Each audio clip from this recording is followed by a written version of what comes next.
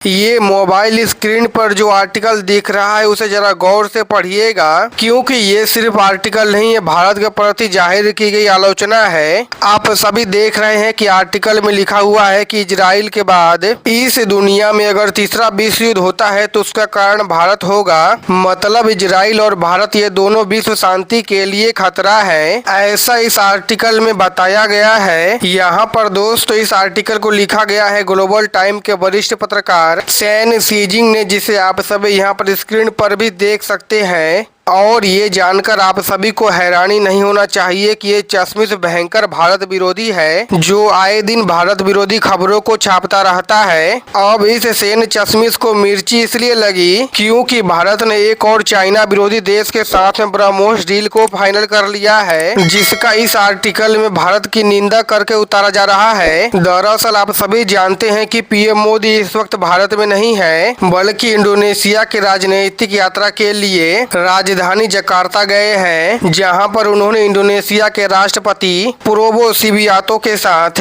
द्विपक्षीय बैठक को करके तकरीबन 14 महत्वपूर्ण समझौतों पर हस्ताक्षर किए। अब ये समझौते क्या थे, तो जानकारी के अनुसार भारत और इंडोनेशिया के बीच ब्रह्मोस मिसाइल, अस्त्र मिसाइल, समुद्री सुरक्षा, रेयर अर्थ स्पेस टेक्नोलॉजी और रक्षा क्षेत्र से जुड़े समझौतों के अलावा दुर्लभ खनिजों की आपूर्ति, स्वास्थ्य और एग्रीकल्चर जैसे क्षेत्र में समझौते को किए गए। साथ ही दोनों देश शबाब बंदरगाह का संयुक्त विकास भी करेंगे, जो कि मलक्का स्टेट के निगरानी में सामरिक रूप से महत्वपूर्ण है। और ये शबाब पोर्ट भारत के ग्रेट निकोबार परियोजना से मात्र 100 मील की दूरी पर है। यानी न सिर्फ भारत अपने हथियार को इंडोनेशिया को बेच रहा है, तो इंडोनेशिया में अपना पोर्ट को विकसित करके अपनी मौजूदगी भी मजबूत कर रहा है, जो कि मलक्का स्टेट के लिए जरूरी भी है, क्योंकि हिंद महाक्षेत्र में जहाजों के आवागमन के लिए ये जलमार्ग बहुत ही महत्वपूर्ण माना जाता है, जिस पर चीन कब से कब्जा करने का ख्वाब को देख रहा है। चाइना का पूरा खेल ही बदल दिया।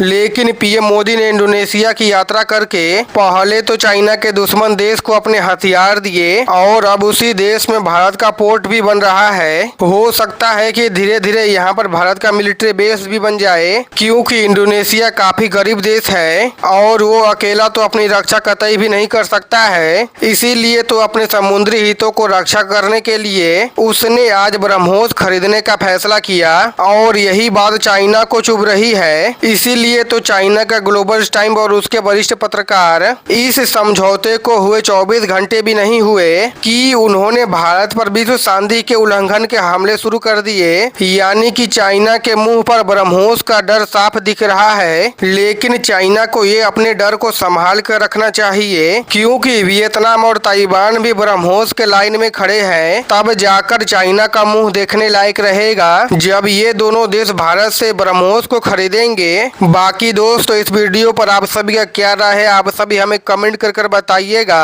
और दोस्तों अगर आप सभी को हमारा वीडियो अच्छा लगा तो आप सभी लोग हमारे चैनल को सब्सक्राइब कर वीडियो को लाइक जरूर से कर दीजिएगा।